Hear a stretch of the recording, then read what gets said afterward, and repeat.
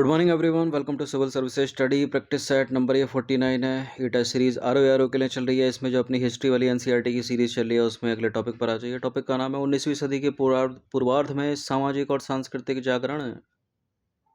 जितने प्रश्न इस टॉपिक से बनेंगे बनाते हैं। पहला प्रश्न है, भारतीय पुनर्जागरण का प्रथम नेता किसे कहा जाता है? भारतीय पुनर्जागरण का प्रथम नेता कहा जाता है राजा राम मोहन राय को। ऑप्शन नंबर सी है इसका आंसर। देखिए, जो सीरीज़ है इसकी आप फुल टेस्ट सीरीज से जुड़ सकते हैं। काफ़ी समय से ऑफर चल रहा है 149 में पूरे साल के लिए। इतना कम इसलिए रखा है ताकि सभी लोग इसको इजीली अफोर्ड कर सकें। ये नंबर इस पर कॉल या व्हाट्सअप करके आप पेड टेलीग्राम ग्रुप से जुड़ सकते हैं, जिसमें मिलेंगे आपको फुल टेस्ट। तो राजा राम मोहन राय भारतीय पुनर्जागरण के मुख्य नेता थे, जिन्हें आधुनिक भारत का प्रथम नेता मानना एकदम उचित है। वे पहले भारतीय थे जिन्होंने भारतीय समाज में व्याप्त बुराइयों के विरोध में आंदोलन चलाया। अपने देश और जनता के प्रति गहरे प्रेम से प्रेरित होकर आजीवन उनके सामाजिक, धार्मिक, बौद्धिक और राजनीतिक नवोत्थान के लिए राजा राम मोहन राय ने कठिन परिश्रम किया। राजा राम मोहन राय को भारतीय पुनर्जागरण का पिता, भारतीय राष्ट्रवाद का पैगंबर, आधुनिक भारत का पिता आदि नाम से जाना जाता है। क्वेश्चन नंबर 2 है, राजा राम मोहन राय के संबंध में नीचे कुछ कथन दिए हैं। 3 कथन, कितने सत्य हैं इनमें? उन्होंने एकेश्वरवाद का समर्थन किया। उन्होंने सती प्रथा के विरुद्ध सामाजिक आंदोलन चलाया। उन्होंने मूर्ति पूजा और निरर्थक धार्मिक कृत्यों के प्रचलन का विरोध किया। पहला करेक्ट है, दूसरा करेक्ट है, तीसरा वाला भी करेक्ट है। तीनों के तीनों सही है। डी है इसका आंसर 1, 2, 3। देखिए, राजा राम मोहन राय जीवन भर बंगाल के हिंदुओं में प्रचलित धार्मिक और सामाजिक कुरीतियों के खिलाफ जोरदार संघर्ष चलाया। विशेष रूप से उन्होंने मूर्ति पूजा का, जाति की कट्टरता का, निरर्थक धार्मिक कृत्यों के प्रचलन का जोरदार विरोध किया। राजा राम मोहन राय महिलाओं के पक्के समर्थक थे। उन्होंने सती प्रथा जैसी सामाजिक कुरीतियों के विरुद्ध आजीवन संघर्ष किया। इन्हीं के प्रयासों के फलस्वरूप ही विलियम बेंटिक ने सती प्रथा को गैर कानूनी घोषित किया। ठीक है, बड़ी ही खराब प्रथा थी यह सती प्रथा। राजा राम मोहन राय की धारणा थी कि सभी प्रमुख प्राचीन हिंदू धर्म ग्रंथों ने एकेश्वरवाद की शिक्षा दी है। उन्होंने एकेश्वरवाद के समर्थन में कई पुस्तिकाएं भी लिखी। 1829 में राजा राम मोहन राय के द्वारा स्थापित ब्रह्म समाज का मुख्य उद्देश्य था, क्या था इनमें से? हिंदू धर्म को स्वच्छ बनाना और एकेश्वरवाद की शिक्षा देना। ऑप्शन नंबर ए है इसका आंसर।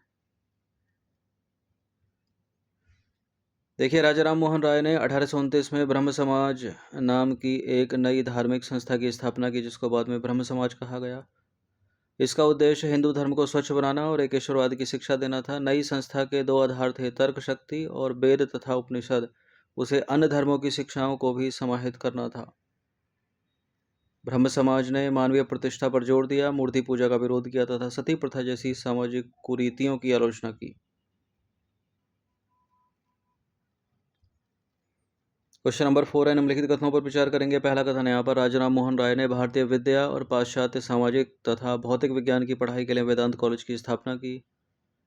राजा राम मोहन राय ने अपनी पुस्तक गिफ्ट टू मोनोथेसिस्ट में एकेश्वरवाद के पक्ष में तर्क दिए। गिफ्ट टू मोनोथेसिस्ट हिंदी में हो गई एकेश्वरवादियों का उपहार।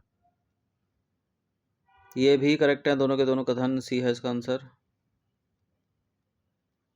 राजा राम मोहन राय ने 1825 में एक वेदांत कॉलेज की स्थापना की, जिसमें भारतीय विद्या और पाश्चात्य सामाजिक तथा भौतिक विज्ञान की पढ़ाई की सुविधाएं उपलब्ध थीं।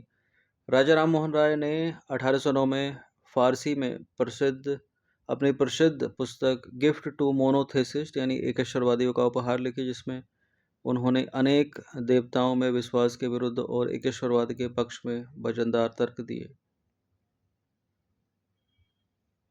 क्वेश्चन नंबर 5 पर आ जाइए। 1817 में कलकत्ता में प्रसिद्ध हिंदू कॉलेज की स्थापना किसने की? डेविड हेयर ने। ऑप्शन नंबर सी है इसका आंसर। डेविड हेयर ने 1817 में कलकत्ता में प्रसिद्ध हिंदू कॉलेज की स्थापना की। वह 1800 में एक घड़ीसाज के रूप में भारत आया था, मगर उसने अपनी सारी जिंदगी देश में आधुनिक शिक्षा के प्रसार में लगा दी। यंग बंगाल आंदोलन का आरंभ किसने किया? इंपॉर्टेंट प्रश्न है, कई बार अलग अलग कॉम्पिटिटिव एग्जाम में कई बार पूछा गया है ये प्रश्न। Henry Vivian Derozio. डी है इसका आंसर। 19वीं सदी के तीसरे दशक के अंतिम वर्षों के दौरान बंगाली बुद्धिजीवियों के बीच एक आमूल परिवर्तनकारी प्रवृत्ति पैदा हुई। यह प्रवृत्ति राजा राम मोहन राय की अपेक्षा अधिक आधुनिक थी, जिसे यंग बंगाल आंदोलन के नाम से जाना जाता है। इस आंदोलन का नेता और प्रेरक नौजवान Anglo Indian Henry Vivian Derozio था। क्वेश्चन नंबर 7, देवेंद्रनाथ ठाकुर या टैगोर द्वारा किस संगठन की स्थापना की? तत्वबोधिनी सभा, ऑप्शन बड़ी। राजा राम मोहन राय के विचारों के प्रचार के लिए रविंद्रनाथ टैगोर के पिता देवेंद्रनाथ टैगोर ने 1839 में तत्वबोधिनी सभा की स्थापना की। तत्वबोधिनी सभा और उसके मुख्य पत्र तत्वबोधिनी पत्रिका ने बंगला भाषा में भारत के सुव्यवस्थित अध्ययन को बढ़ावा दिया। क्वेश्चन नंबर 8 पर आ जाइए। यंग बंगाल आंदोलन के संदर्भ में नीचे दिए गए कथनों पर विचार करेंगे। इस आंदोलन के नेता हेनरी विवियन डेरोजियो फ्रांसीसी क्रांति से प्रेरित थे। इस आंदोलन ने अपने क्रांतिकारी विचारों के कारण भारतीय समाज के पिछड़े वर्गों का समर्थन हासिल किया। बिल्कुल ये करेक्ट है, दोनों के दोनों। नहीं, पहला वाला सही है, दूसरा वाला गलत है। यंग बंगाल आंदोलन, इस आंदोलन के अपने क्रांतिकारी विचारों के कारण भारतीय समाज के पिछड़े वर्गों का समर्थन हासिल किया। दूसरा वाला गलत है, केवल पहला वाला ही सही है। पहला वाला कथन सत्य है। यंग बंगाल आंदोलन के प्रेरक और नेता हेनरी विवियन डेरोजियो ने महान फ्रांसीसी क्रांति से प्रेरणा ली और अपने जमाने के अत्यंत क्रांतिकारी विचारों को अपनाया। वह एक अत्यंत प्रभावशाली शिक्षक थे। दूसरा कथन असत्य है, क्योंकि डेरोजियो को उसकी क्रांतिकारिता के कारण 1831 में हिंदू कॉलेज से हटा दिया गया। उनके अनुयायियों ने पुरानी और हैरास्योन्मुख प्रथाओं, कृत्यों और रिवाजों की घोर आलोचना की। उन्होंने नारी शिक्षा की मांग की, किंतु वे किसी आंदोलन को जन्म देने में सफल नहीं हुए, क्योंकि उनके विचारों के फलने फूलने के लिए सामाजिक स्थितियां उपयुक्त नहीं थीं। उस समय भारतीय समाज में ऐसा कोई और वर्ग या समूह नहीं था जो उनके प्रगतिशील विचारों का समर्थन करता। यही नहीं, वे जनता के साथ अपने संपर्क नहीं बना सके। वस्तुतः उनकी क्रांतिकारिता किताबी थी। देवेंद्रनाथ टैगोर द्वारा किस संगठन की स्थापना की गई? ऊपर हो गया है प्रश्न। तत्वबोधिनी सभा।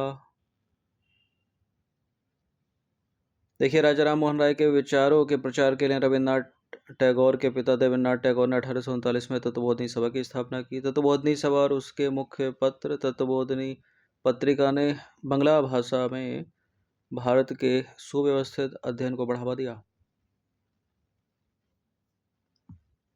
क्वेश्चन नंबर 10 पर आ जाइए। महाराष्ट्र के किस समाज सुधारक को लोक हितवादी उपनाम से जाना जाता है?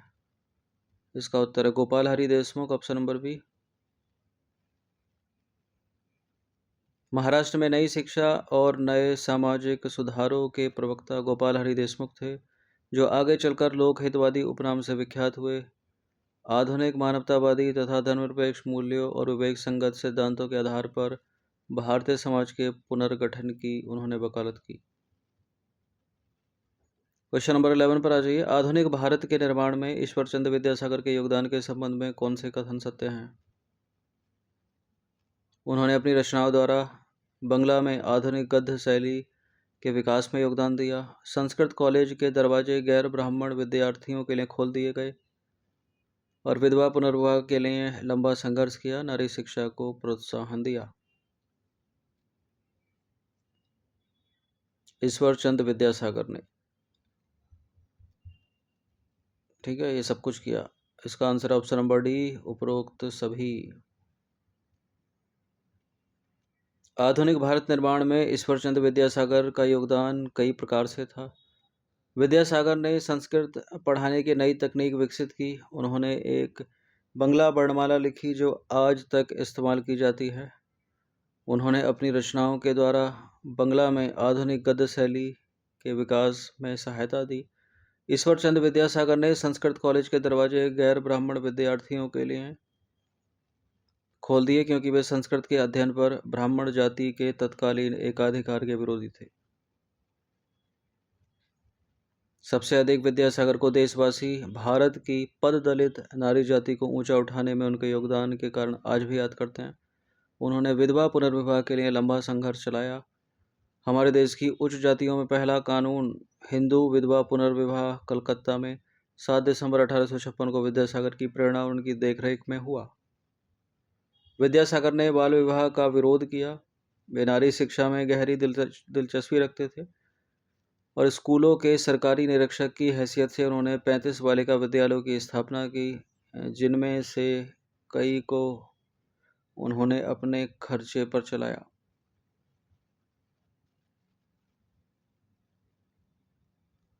क्वेश्चन नंबर 12 पर आ जाइए। 19वीं सदी में पश्चिमी भारत में सुधार आंदोलन के संबंध में नीचे दिए गए कथनों पर विचार कीजिए।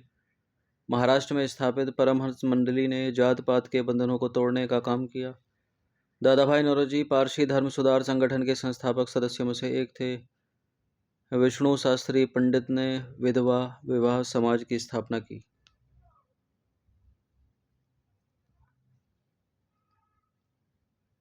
ये सारे के सारे कथन जो हैं वो करेक्ट हैं। Option number D 1, 2, 3। 1849 में महाराष्ट्र में परमहंस मंडली की स्थापना की गई। इसके संस्थापक आस्तिक थे तथा उनकी दिलचस्पी जात पात के बंधनों को तोड़ने में थी।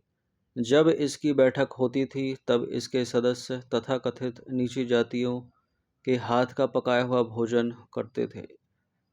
दादाभाई नौरोजी बम्बई के प्रमुख समाज सुधारक थे। ये पारसी धर्म सुधार संगठन के संस्थापकों में से एक थे। पारसी कानून संघ के जन्मदाताओं में से भी एक थे। ठीक है, पारसी कानून संघ के जन्मदाताओं में से भी थे वो। 1850 में विष्णु शास्त्री पंडित ने विधवा विवाह समाज की स्थापना की। काफी बड़े स्टेटमेंट और एक्सप्लेनेशन है, लेकिन प्रश्नों की संख्या कम है, ज़्यादा नहीं है। 13वां प्रश्न है, शायद अंतिम है यही। ज्योतिबा फूले के संबंध में नीचे दिए गए कथनों पर विचार कीजिए। 3 कथन है यहाँ पर। केरल के समाज सुधार आंदोलन के पहले पंक्ति के नेता थे ज्योतिबा फूले। उन्होंने ऊंची जातियों के प्रभुत्व और ब्राह्मणों की श्रेष्ठता के विरुद्ध जीवन भर अभियान चलाया। उन्होंने बालिका शिक्षा को प्रोत्साहित करने के लिए स्कूल शुरू किए। पहला दूसरा सही है, तीसरा वाला भी सही है। इसका आंसर हो जाएगा ऑप्शन नंबर डी 1, 2, 3। पहला कथन देखिए कुछ गलती हो गई, केरल नहीं महाराष्ट्र का। ठीक है, ज्योतिबा फूले महाराष्ट्र के समाज सुधार आंदोलन के पहले पंक्ति के नेता थे। तो पहला वाला इनकरेक्ट हो गया, दूसरा वाला करेक्ट है, तीसरा वाला भी करेक्ट है। तो इसका आंसर हो गया 2 और 3 केवल। जहाँ जहाँ एक है उसको हटा दीजिए। ठीक है, महाराष्ट्र के समाज सुधारक ज्योतिबा फूले। और 1873 में सत्य शोधक समाज की स्थापना की उन्होंने। दूसरा वाला कथन सत्य है। ज्योतिबा फूले नीची जाति मानी जाने वाली जाति में पैदा हुए थे। महाराष्ट्र के गैर ब्राह्मण और अछूत जातियों की दैनिक सामाजिक स्थिति को वे भी अच्छी तरह समझते थे। उन्होंने ऊंची जातियों के प्रभुत्व और ब्राह्मणों की श्रेष्ठता के खिलाफ जीवन भर अभियान चलाया। तीसरा कथन भी सत्य है। 1851 में ज्योतिबा फूले और उनकी पत्नी ने पूना में लड़कियों का एक स्कूल खोला। इसके बाद और कई स्कूल खुल गए। तो 13 प्रश्न थे इस टॉपिक से, इनकी प्रैक्टिस कर लीजिएगा 1 से 2 बार। फुल टेस्ट सीरीज जो कि PDF फॉर्मेट में है, पेड टेलीग्राम ग्रुप में आपको मिलेगी। ये नंबर इस पर व्हाट्सअप करके।